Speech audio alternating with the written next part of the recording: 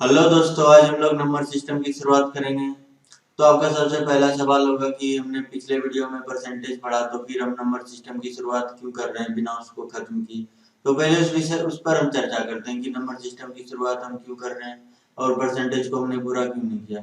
तो जब मैं रीजनिंग पढ़ा रहा था तो मैंने आपसे बताया था आपको क्या, यदि आप किसी नई जगह पर जाते हैं तो पहली बार जाते हैं तो कुछ चीजें आपको याद रहती है, लेकिन आप दूसरी बार जाते हैं तो कुछ और चीजें याद हो जाती है। उसी तरह आप यदि बार बार उस जगह पर जाते हैं तो उस जगह की सारी चीजें आपको याद हो जाती है। उसी आधार पर मैं जो आपको पढ़ा रहा हूँ, मैं मेरा आधार वही है। मैंने आपको रीजनिंग पढ़ाया, तो जो भी मैं नंबर सिस्टम पढ़ा रहा हूँ उसके बाद मैंने कुछ रीजनिंग के क्वेश्चन इंक्लूड किए हैं लास्ट में, ताकि आप उसे फिर से सॉल्व करें और आपका रिवीजन हो सके। और जो नंबर सिस्टम पढ़ रहे हैं हम लोग, तो उसमें हम प्राकृतिक संख्या, सम संख्या, विषम संख्या सबकी परिभाषा देखेंगे। इसमें हम भिन्न संख्या की भिन्न परिभाषा देखेंगे। तो मान लीजिए भिन्न संख्या में जैसे हमारे पास क्वेश्चन आ जाता है कभी कभार, कभी क्या आता ही है, इसमें आपको सॉल्व भी करना पड़ेगा। क्या भिन्न संख्या का क्वेश्चन जो आपके पास आएगा, मान लीजिए आपको दे देगा 5/20 और एंड 4/25 में कौन सा बड़ा है, who is greater than between 5/20 and 4/25। तो अब क्या कीजिएगा, जैसा कि मैंने वहां पर क्या बताया था, परसेंटेज टू फ्रैक्शन जाते हैं, पर हमारे पास तो यहाँ फ्रैक्शन है, तो यहाँ पर हम क्या करेंगे, इसको इस तरह से भी तो सॉल्व कर सकते हैं। क्या होगा, 20/25, इसका मान कितना आ जाएगा 25। यहाँ पर हम उसका यूज बता रहे हैं जो मैंने आपको पढ़ाया 416%। अब इस 16% और 25% में कौन बड़ा है, आपको बताया, आसानी से आपको पता है कि 25% बड़ा है।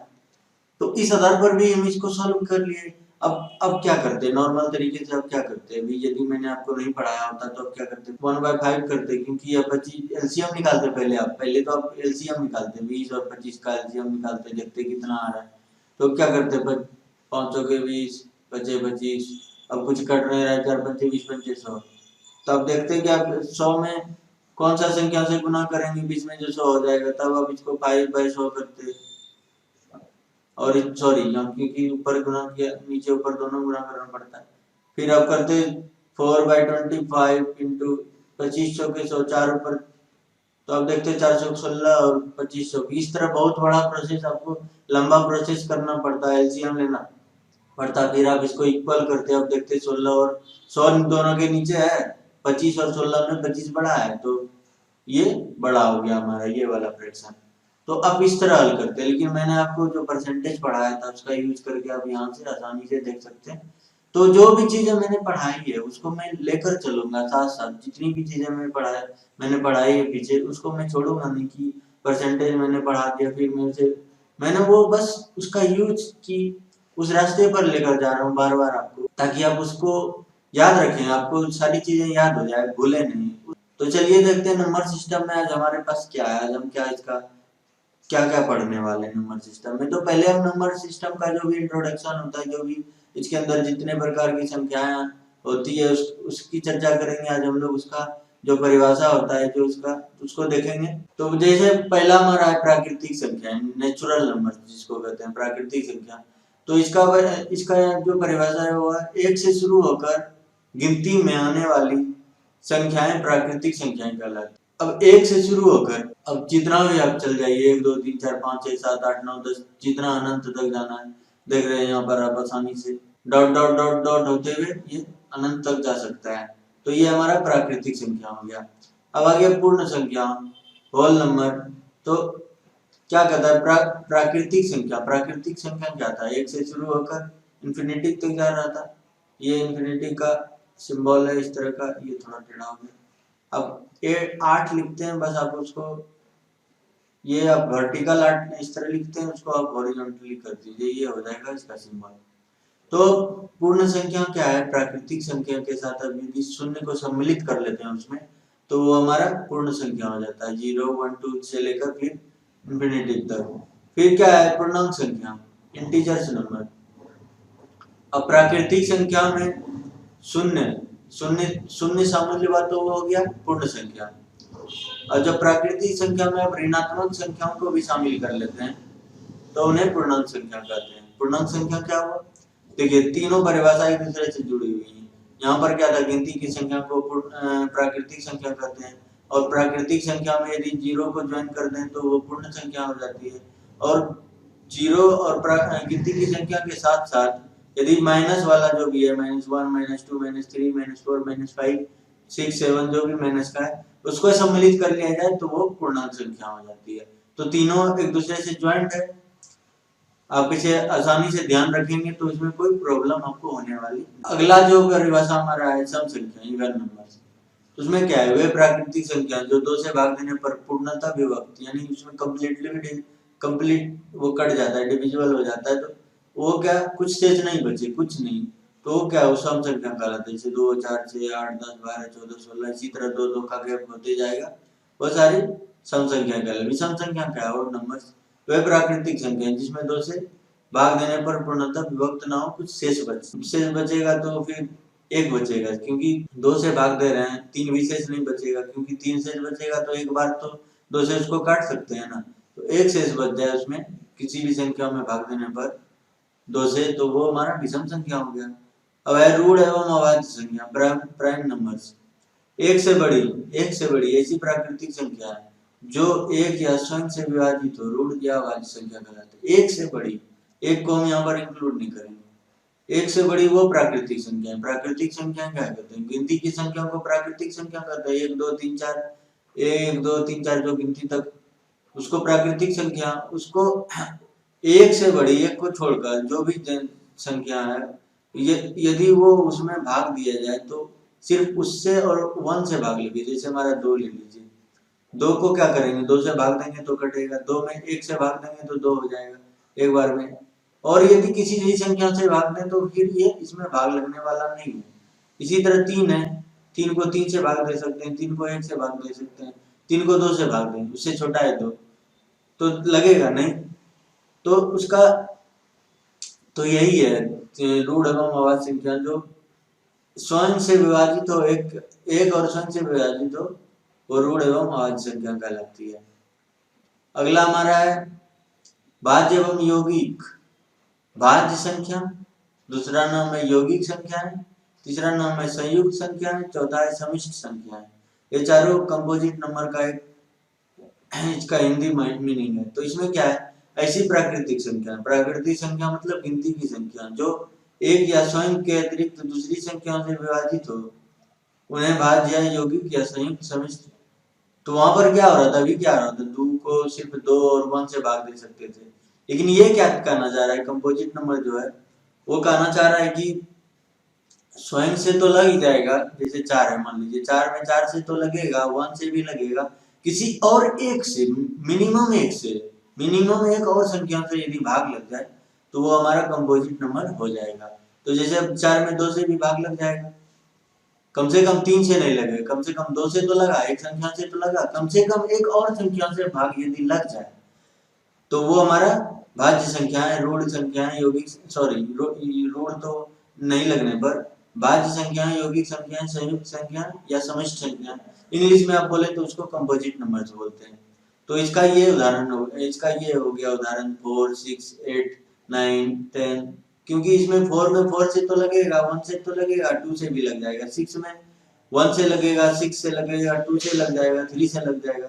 इसमें ज्यादा कम से कम एक और संख्या से भाग लगे, 1 और खुद के अलावा किसी और, कम से कम एक और संख्या से भाग लगना चाहिए। अब अगला हमारा है जुड़वा अभाज्य संख्या, प्राइम ट्विंस नंबर। ऐसी 2 लगातार अभाज्य संख्याएं जिसके बीच में एक भाज्य संख्या हो, उसे जुड़वा अभाज्य संख्या कहलाती है। अब देखिए क्या है, ऐसी 2 लगातार अभाज्य संख्याएं जिसके बीच एक भाज्य संख्या हो, जुड़वा अभाज्य संख्याएं कहलाती है। तो क्या है, अब यहाँ क्या है, उदाहरण के लिए 17 और 19 के बीच क्या 18 आता है, अभाज्य संख्या है, क्योंकि इनके बीच एक भाज्य संख्या 18 है, तो ये जुड़वा अभाज्य। अगला हमारा है सअभाज्य संख्याएं, को प्राइम नंबर्स। इसका क्या परिभाषा है, इसका परिभाषा 2 संख्याएं जिनमें एक के अतिरिक्त कोई वनिष्ठ गुणनखंड ना हो, सअभाज्य संख्याएं कहलाती है। 2 संख्याएं जिनमें एक के अतिरिक्त कोई वनिष्ठ गुणनखंड ना हो, सअभाज्य संख्या कहलाती है। जैसे 9 और 16 सअभाज्य संख्याएं, क्योंकि इनमें एक के अतिरिक्त कोई भी वनिष्ठ गुणनखंड नहीं है। वनिष्ठ गुणनखंड क्या हो गया इसका, 9 और 16 का वैनिष्ठ गुणनखंड कोई है, इसे कॉमन फैक्टर इसका कोई है, 2 से भाग दीजिए, इसमें लगेगा, इसमें लगेगा, इसमें नहीं लगेगा, इसमें 3 से लगेगा, इसमें 3 से नहीं लगेगा, इसमें 4 से लगेगा, इसमें 4 से नहीं लगेगा। तो जो इसको काट रहा है वो इसको नहीं काट रहा है, जो इसको काट रहा है जो वो इसको नहीं काट रहा है। तो यही बोलना चाह रहा है कि दो संख्याएं जिनमें एक के अतिरिक्त कोई वैनिष्ट गुणनखंड ना हो सौभाज्य संख्याएं कहलाती है। तो आप समझ गए होंगे, मैंने उदाहरण से आपको समझा दिया। अब अगला पॉइंट है नोट करने वाला, जो है क्या, इकाई अंक किसको कहते हैं। तो 1 से 9 तक तो इकाई अंक कहते हैं, और इस साथ ही क्या, किसी बड़ी संख्या में, किसी भी बड़ी संख्या में, जैसे 9, 9, 6, 7, 8, तो इसके दाईं ओर से, ये दाईं ओर, या दाईं ओर से जो पहला संख्या है उसका इकाई अंक कहलाता है। जैसे 4, 4, 7, 8, 9, तो इसका इकाई अंक क्या हुआ, ये पहला वाला 9। तो अब देखते हैं अगला क्या है। अगला इसके अंतर्गत है क्रमागत संख्याएं। जो संख्याएं किसी क्रम या नियम से आए हुए क्रमागत संख्याएं कहलाती है। तो क्या है, नियम क्या है, 2, 4, 6, 8, सबके बीच क्या है, 2 गैप है, 2 का गैप है। अब यहाँ 1, 4, 7, 10, 13, क्या 3 का गैप है, 4, 1, 3, 4, 4, 3, 7, 7, 3, 10, 10, 3, 13। तो जो संख्या किसी क्रम या नियम के अनुसार है तो उसे क्रमागत संख्याएं कहलाती है, उसे क्रमागत संख्या कहते हैं। अब अगला है वर्ग संख्या, स्क्वायर नंबर। तो वह संख्याएं जिनका वर्गमूल पूर्ण प्राप्त हो उसे वर्ग संख्या कहते हैं। जैसे आप ले लें 9 का वर्ग कितना होता है, 9 का वर्गमूल होता है 3, 16 ले लें तो 16 का वर्गमूल 4 हो गया, 25 ले लें तो 5 हो गया। तो ये हमारा वर्ग संख्या है, स्क्वायर नंबर्स हो गए। अब घन संख्या क्या है, वे जिनका घनमूल प्राप्त हो वह घन संख्या कहलाते हैं। जैसे 8 का घनमूल हो क्या हो गया, घनमूल शो करने के लिए इसके अंदर तीन डालते हैं, क्योंकि घन 2, अब 2 को 3 बार गुना करें तो ये 8 हो जाएगा, 2 दूनी 4 दूनी 8। तो किसी भी संख्या को 3 बार यदि आप गुना करें तो जो संख्या प्राप्त होती है उसको घन संख्या कहते हैं। 3 तिया 9 तिया 27, तो ये हमारा 27 एक घन संख्या हो गया। तो ये आपको समझ में आ रहा होगा। अगला हमारा है, अंक के 2 मान होते हैं, किसी भी कोई भी अंक है तो उसका 2 मान होता है। पहला क्या, वास्तविक या शुद्ध मान, और दूसरा स्थानीय मान। जैसे कोई अंक है 28 ले लें, 48 ले लें, 68 ले लें, ये सारे अंक है। 1 to 8 ले लें, 4 अंकों का अंक ले लें कोई भी। तो वास्तविक या शुद्ध मान, तो क्या हुआ, 1 to 8 का एक शुद्ध मान वास्तविक। तो क्या कहता है, किसी अंक का वह मान जो कभी नहीं बदलता उसे वास्तविक या शुद्ध। जब आपको कोई बोलता है 2 लिखो तो आप क्या 2 लिखते हैं, अब तो ऐसा नहीं लिख देते हैं, इसको 3 हम लोग 3 बोलते हैं। अब तो 2 लिखने बोले तो आप 2 लिखेंगे, ऐसे 4 लिखने बोले तो आप 4 लिखेंगे, 3 लिखने बोले तो ऐसे लिखेंगे। तो ये हमारा वास्तविक मान है जो बदलता नहीं है। अब हमारा आ जाता है स्थानीय मान। जैसे 1 to 8 में स्थानीय मान हम ले लें, 1 to 8 का उदाहरण, तो ये इकाई है, ये दहाई पर है, ये सैकड़ा, इस तरह पढ़ते हैं हम लोग, तो ये स्थानीय मान हो जाता है। तो जैसे आप देखो किसी अंक का वह मान जो उसके स्थान विशेष की स्थिति के अनुसार बदलता रहता है उसे स्थानीय मान कहा जाता है। तो उसी तरह यहाँ पर आप ले लें 168, अब यहाँ पर 8 फिर भी यहाँ आ गया, यहाँ ले लें 8 186, तो यहाँ क्या था, इकाई पे था, यहाँ दहाई पे आ गया। तो इसका मान आगे भी आ सकता है 864, तो ये सैकड़ा इकाई दहाई सैकड़ा पे भी आ सकता है, उसी तरह ये हजार पे भी आ सकता है। तो इसका मान जो बदलता है उसको स्थानीय मान कहते हैं। ये कहीं पर भी जा सकता है, इकाई दहाई सैकड़ा। लेकिन ये जो मूल मान है, यदि आपको कोई 8 लिखने बोले तो आप इस तरह लिखेंगे, ना कि कुछ और लिख देंगे। तो ये इसका वास्तविक मान है, 8 का इस वास्तविक मान है। और जगह यदि ये अपना इकाई से दहाई जाता है, सैकड़ा पे जाता है, तो इसका स्थानीय मान उसके अनुसार निकलता है। यहाँ पर इसका 800 हो जाएगा, यहाँ पर 80 हो जाएगा ये, और यहाँ पर ये सिंगल रहेगा 8 रहेगा सिर्फ। तो यह स्थानीय मान और वास्तविक मान में आपको अंतर समझ में आ गया होगा। तो अगला हमारा है सन्निकट। सन्निकट मान क्या है, तो सन्निकट मान का अर्थ है किसी संख्या को 10, 100, 1000, 10,000 आदि के शुद्ध रूप में या उसके गुणज के रूप में व्यक्त करना। जैसे उदाहरण है 78 का दहाई रूप में सन्निकट मान 80 होगा। 78 क्या है, 80 के सन्निकट है। उसी तरह 72 किसके अंत, 70 की तरफ आएगा। जिस तरह मैंने बताया था नियर रूल वाला, आपको देखिए उस तरह से आप इसको बोल सकते हैं क्या ये किसके करीब है, जिसमें 10 से 10 का जो गुना जो 10 का जो गुना जो उसके नियर रूल आप बोल सकते हैं। 10 का जो गुना जो उसके किसके करीब है, 78 किसके तरफ जाएगा, 80 की तरफ, 72 किसके तरफ जाएगा, 10 के किस गुणज की तरफ जाएगा, 80 की तरफ या 70 की तरफ। तो नियर रूल जो मैंने बताया था आपको, तो उसके अनुसार ये 70 की तरफ जाएगा, तो इसको सन्निकट मान कहते हैं। तो आपको समझ में आ गया वो, क्योंकि पीछे भी मैंने इसकी चर्चा की है। अब संख्याएं क्या बड़ी छोटी होती है, दो तरह की संख्या बोलता है कि आपको 5 अंकों की सबसे बड़ी संख्या लिखो, तब क्या बोलते हैं 9999। इसी तरह आपको 10 सबसे छोटी लिखने बोलते हैं, अब क्या करते हैं इस तरह लिखते हैं। तो बड़ी बड़ी संख्या क्या है, दिए गए अंकों की सबसे बड़ी से बड़ी संख्या लिखने के लिए उतनी ही बार 9 लिख देते हैं। जैसे 4 अंकों की बड़ी संख्या में 4 9 आते हैं, तो और उसी तरह जब छोटी संख्या लिखने को बोला जाए तो क्या करते हैं, एक शून्य एक के पीछे जितना भी होता है शून्य लगा देते हैं। जैसे 4 अंकों की तो 3 शून्य लगा देते हैं।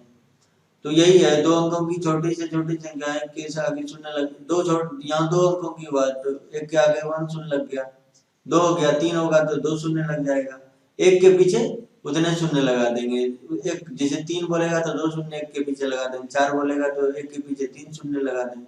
ये हमारा छोटी से छोटी संख्या हो गया। अब एक क्रम जो होता है, आरोह क्रम अवरोह क्रम, 2 क्रम होता है इन संख्याओं को लिखने का। तो लगातार बढ़ते हुए अंकों को उनकी जैसे लगातार 1 2 यहाँ पर बढ़ रहा है तो इसको आरोही क्रम कहते हैं। इसी के अनुसार जैसे आप लिख रहे हैं तो, और घटते हुए जैसे कि 10 9 8 7 जो भी जिस क्रम में आप लिखते हैं, यदि आप इसके बीच 2 का गैप दे रहे हैं तो 2 के गैप में बढ़ते हुए रूप में आप लिख रहे हैं, तो ये हमारा आरोही क्रम हो जाता है। और जब आप घटते हुए रूप में लिखते हैं किसी अंक को, तो वो अवरोही क्रम हो जाता है इसका। तो ये सारी चीजें बेसिक चीजें नंबर सिस्टम के अंतर्गत जो इसका परिभाषा था मैंने आपको बता दिया सारी चीजें। इसके बाद हम क्वेश्चन सॉल्व करेंगे। देखिए यहाँ पर मैंने जो भी मैंने आपको रीजनिंग पढ़ाया था वो रीजनिंग मैंने डाला है, ये है। बेसिक आप इसका स्क्रीनशॉट ले लें या अभी आप सॉल्व कर सकते हैं तो करें। ये ऑड मैन आउट का क्वेश्चन है जो कि मैंने आपको सबसे पहले पढ़ाया था। उसके बाद ये हमारा ये क्वेश्चन है, आप इसे सॉल्व करें ताकि आपका जो बेस और अच्छा हो। तो फिर चलिए मिलते हैं अगले वीडियो में।